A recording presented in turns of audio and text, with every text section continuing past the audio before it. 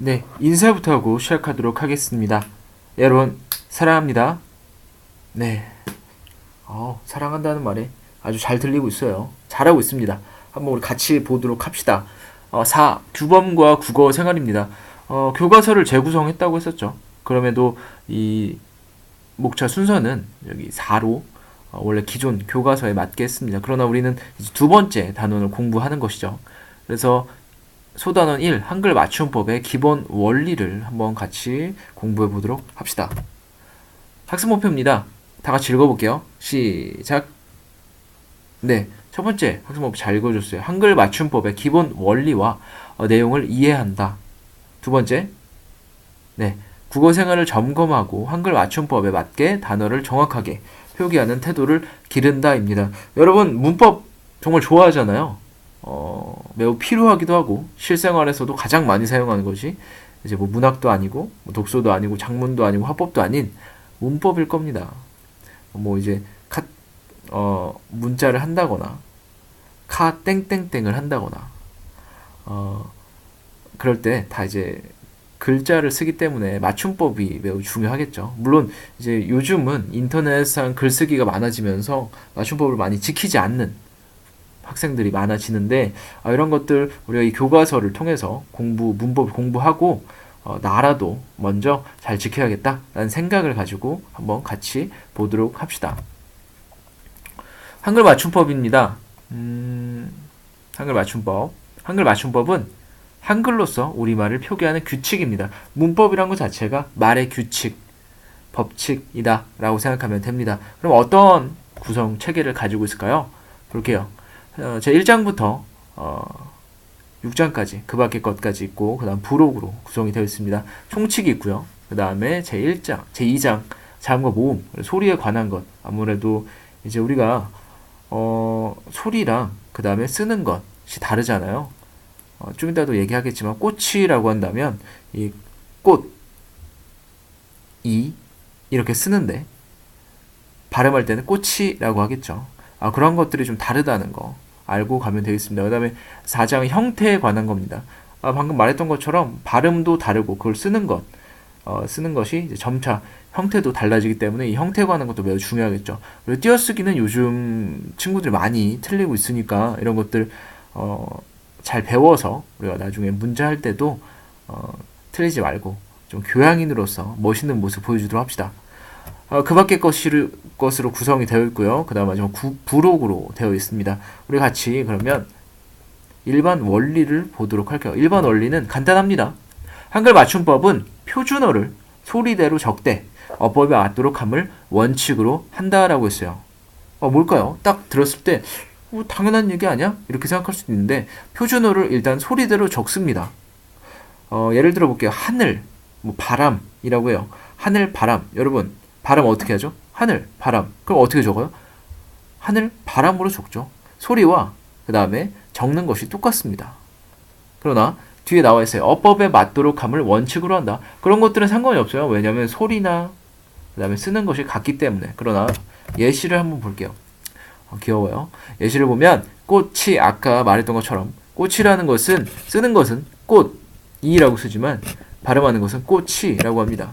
예를 들어 밑에 있는 꽃나무도 볼게요. 꽃나무도 쓰는 것은 꽃나무라고 하지만 요거 볼게요. 발음하는 것은 꽃나무라고 합니다. 소리대로 적되 어법에 맞지 않는다면 어법에 맞도록 해서 원칙대로 적는다.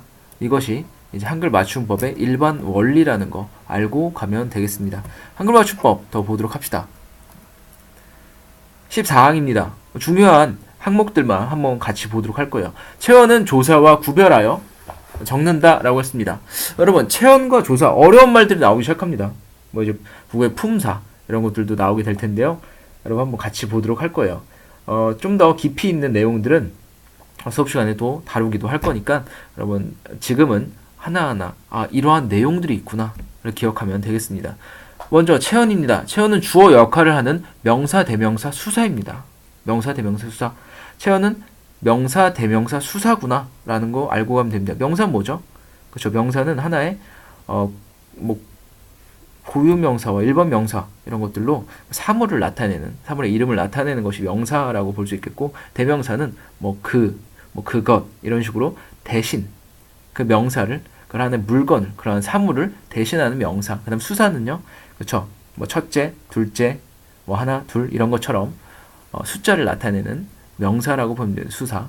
그다음 조사입니다. 말들 간의 문법적 관계를 표시하는 품사가 조사라고 보면 되겠습니다.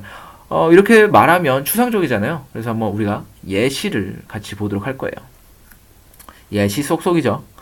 낮이, 낮을, 낮에, 낮도, 낮만이라고 했어요. 여러분 볼게요. 채어는 조사와 구별하여 적는다라고 했어요. 낮이를 봅시다. 낮이라는 단어에서 이 낮, 여러분 뭘까요? 그쵸? 명사가 되겠죠. 명사. 그 다음에 이는 뭐죠? 그쵸? 이 말들 간에 낮이 좋다, 혹은 뭐 낮에 밥을 먹었다, 낮에 친구랑 놀았다, 이렇게 친구랑 놀았다, 낮을 이제 연결해주는 역할을 해주는 이제 조사가 되겠죠. 그래서 낮은, 낮, 이것은 체언이고, 그 다음에 이것은 조사라는 거 알고 가면 되겠습니다. 그러면 얘네 둘을 어떻게 적는다? 구별하여 적는다라고 했어요. 낮이라고 한다면 나, 니은, 아, 그 다음에 지읒, 이 이런 식으로 간다면 구별하여 적는 게 아니라 이어서 적은 건데, 여기서 보면 낮, 이라고 구별하여 적었죠. 소리 나는 대로 안 적었어요. 문법에 맞게 적었습니다. 14항이었어요. 그다음 두 번째 15항입니다. 용언의 어간과 어미는 구별하여 적는다. 여러분 용언입니다. 또 어려운 단어 나왔습니다. 두려워하지 말고요. 용언은 서술어 기능을 하는 동사와 형용사입니다. 동사와 형용사이구나. 용언은 이렇게 생각하면 돼요. 그래서 어간은 뭐죠 또? 어간은 용언에서 변하지 않는 부분을 말합니다. 밑에 예시가 또 나오겠죠. 그 다음에 어미는요. 그쵸? 어간은 항상 어미랑 같이 다녀요. 어간은 변하지 않는데 어미는 계속 변해요. 이 부분을 알고 가면 되겠습니다. 그래서 예를 들어 먹으로 볼게요. 먹다라는 이제 단어가 있죠. 먹다가 어떻게 바뀌죠? 먹다, 먹고, 먹어, 먹으니 라고 했어요. 그러면 이 어간은 뭐예요? 방금 말했던 것처럼 용언. 그러니까 이게 품사가 뭐죠? 먹다가? 그쵸? 동사죠. 동사에서 변하지 않는 부분 뭐예요? 먹이죠. 먹이 그러면 간이 되겠고, 다, 고, 은이와 같은 것들이 뭐다? 어미가 되겠다. 그럼 얘네들을 어떻게 적어준다? 구별하여 적어준다. 예를 들어서 구별하여 안 적는다 라고 하는데 먹다 라고 해서 쌍디귿이 되겠죠. 먹고 라고, 먹어 라고 했으니까 미음, 그 다음에 기역, 이런 식으로 될 수 있단 말이죠. 그거를 그렇게 적어주지 않고 구별하여 적는다 라는 거 알고 가면 되겠습니다. 그 다음 넘어갈게요. 19항입니다. 어간에 이나 그 다음 미음이 붙어서 명사로 된 것, 이나 히가 붙어서 부사로 된 것은 그 어간의 원형을 밝혀 적는다 라고 했습니다. 여러분 어간은 우리가 공부했어요. 명사 뭐 이런 것도 다 알겠죠. 부사 뭐 빨리 뭐 아니면 매우와 같이 동사나 용언을 꾸며주는 것들이 이제 부사라고 볼 수 있는데요. 한번 같이 보도록 할게요. 접사의 개념을 좀 알아야겠죠. 접사 어근에부터 새로운 단어를 구성하는, 형성하는 부분이다 라고 보면 되겠습니다. 그 다음에 이나 그 다음 미음 같은 것들은 접사예요. 그래서 명사를 파생하는 접미사, 그 다음에 이와 히 같은 경우는 부사를 파생하는 접미사입니다. 여러분 접사인데 접미사와도 들어본 거 뭐 있어요? 접두사가 있죠. 그러니까 이 어근이란 것 앞에 붙으면 머리 두자 써서 접두사고요. 어근이란 것 뒤에 붙으면 이제 꼬리 미자 써가지고 접미사라는 거 알고 가면 되겠습니다. 예시를 통해서 한번 같이 보도록 할게요. 길이, 높이, 그다음 걸음, 같이, 굳이, 밝히, 익히라고 했습니다. 가장 먼저 길이 볼게요.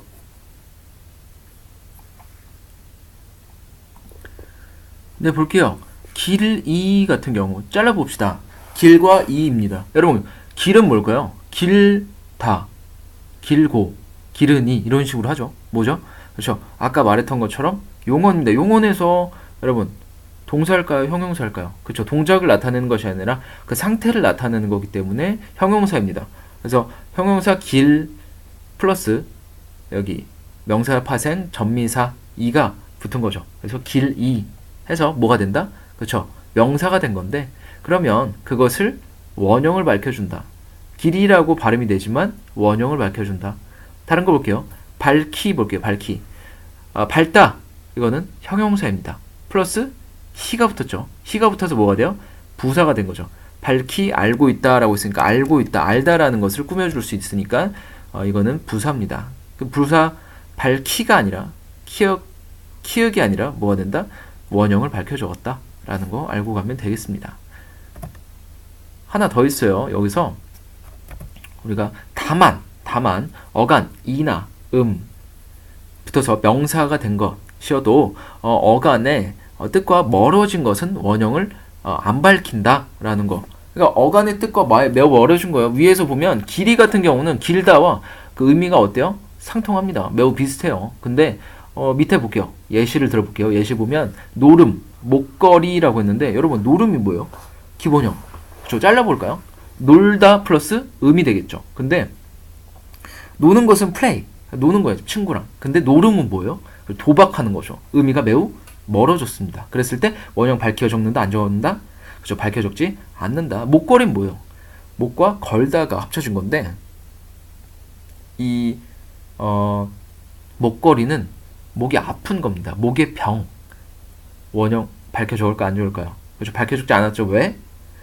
의미와 매우 멀어졌기 때문이다. 어간의 의미, 어간의 뜻과 매우 멀어졌기 때문에 원형을 밝혀 적지 않는다라는 거 알고 가면 되겠습니다. 19항까지 봤죠. 그 다음에 넘어가 볼게요. 20항입니다. 명사 뒤에 이가 붙어서 된 말은 그 명사의 원형을 밝히어 적는다라고 했는데 명사입니다. 아까 말했던 것처럼 사물의 이름을 나타내는 품사가 명사인데 이는 명사를 파생하는 전미사입니다. 그래서 아까 말했던 것처럼 곳곳 이, 그 다음 앞 이, 애꾸는 이, 절름발 이라고 합니다. 다 어떻게 한다? 원형을 밝혀 적는다. 그러나 붙임입니다. 이 이외의 모음으로 시작하는 전미사가 붙어 된 말은 원형을 밝혀 적는다, 안 적는다? 밝혀 적지 않는다 라고 했어요. 여러분 이 지붕 볼게요. 지붕은 뭐가 붙었을까요? 놀라지 마세요. 집 플러스 웅입니다. 웅이라는 전미사가 붙은 거예요. 그 다음에 이파리 뭘까요? 이 플러스 알입니다. 알이라는 전미사가 붙었어요. 되게 신기하죠. 그렇기 때문에 이 이외의 모음으로 시작한 전미사가 붙어서 된 명사들은 이제 원형을 밝혀 적지 않고 소리 나는 대로 적어준다라는 거 알고 가면 되겠습니다. 여기까지 보도록 할게요. 여러분 이 문법이라는 것이 매우 규칙이다 보니까 하나하나 달달달 외울 수도 있어요. 근데 아까 방금 본 것처럼 다만 첨가 이런 식으로 해가지고 또 예외의 경우들이 많이 있습니다. 그렇기 때문에 여러분 무조건 외운다고 되는 게 아니라 한번 실제적인 예시에 적용해보고 또 왜 다 되지 않으면 이게 왜 안 되지? 한번 보면서 다시 한번 책을 보는 과정이 매우 중요할 겁니다. 문법은 매우 정직한 과목이에요. 열심히 하면 열심히 한 만큼 점수가 또 나오기 때문에 여러분 너무 두려워하지 말고 선생님과 함께 기쁨으로 이 시간 보내도록 합시다. 여러분 그러면 인사하고 마치도록 합시다. 여러분 감사합니다.